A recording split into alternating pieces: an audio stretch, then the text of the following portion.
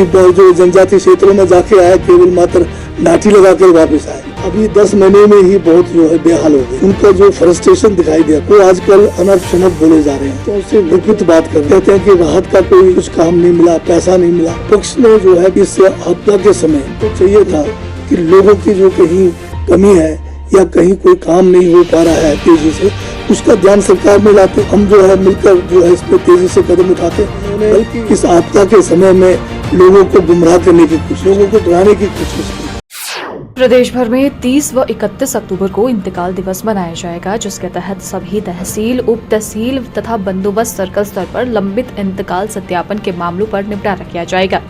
राजस्व एवं बागवानी मंत्री जगत सिंह नेगी ने मंगलवार को शिमला में पत्रकार वार्ता कर कहा कि मुख्यमंत्री सुखविंदर सिंह सुक्खू के निर्देश पर म्यूटेशन सत्यापन के लंबित मामलों के शीघ्र निपटारण करने के लिए हर महीने इंतकाल दिवस मनाया जाएगा।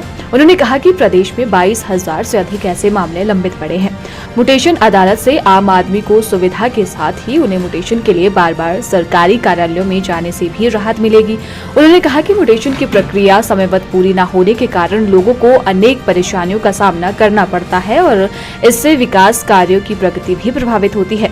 वहीं उन्होंने पूर्व की भाजपा सरकार पर भी निशाना साधते हुए कहा कि पिछली सरकार ने जनमंच के नाम पर केवल लंच मंच ही किया और करोड़ों रुपए इस पर लुटा दिए और जनमंच में आम लोगों के मुद्दे इकट्ठे पड़े रहे और उनका निपटारण तक नहीं कर पाए। पिछले विधानसभा सेशन के दौरान हमने जो लैंड रेवेन्यू एक्ट में एक संशोधन किया था, जिसके तहत जो हम लैंड रेवेन्यू से संबंधित जो आम जनता को सेवाएं देते हैं, जिसमें डिमार्केशन है, म्यूटेशन है, आपके दूसरे रेवेन्यू के मामले हैं, तकसीम है, इन सभी को जो है हमने एक समय सीमा में जो है ये कार्रवाई करने के लिए संशोधन लाया था।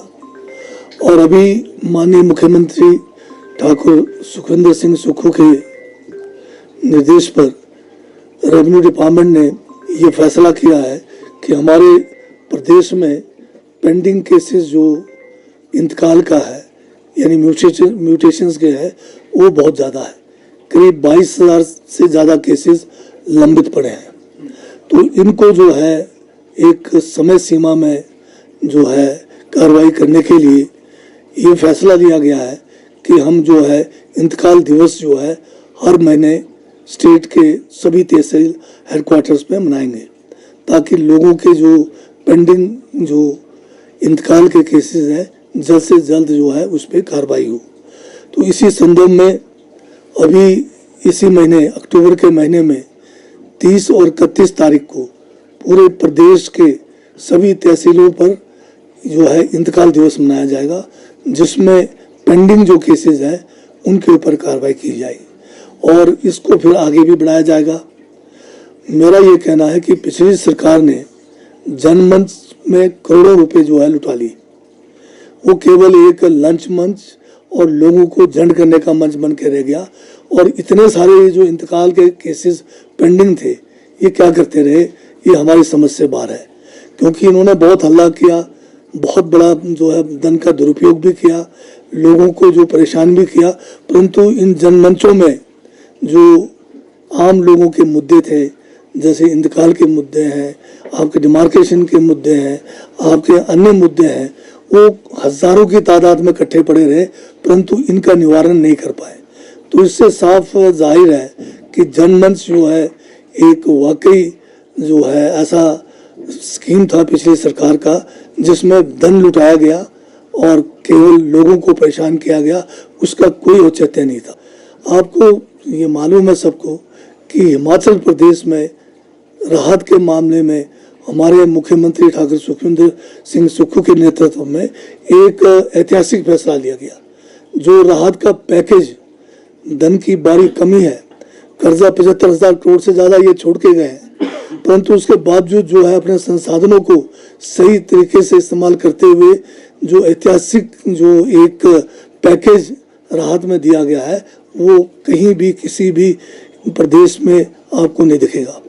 पहली बार जो है मकान, जिनके 3,000 से ज़्यादा लोगों के मकान क्षतिग्रस्त हुए हैं पूर्णतः, उनको जो है हम 7 लाख रुपए दे रहे हैं ये अपने आप में एक ऐतिहासिक फैसला है।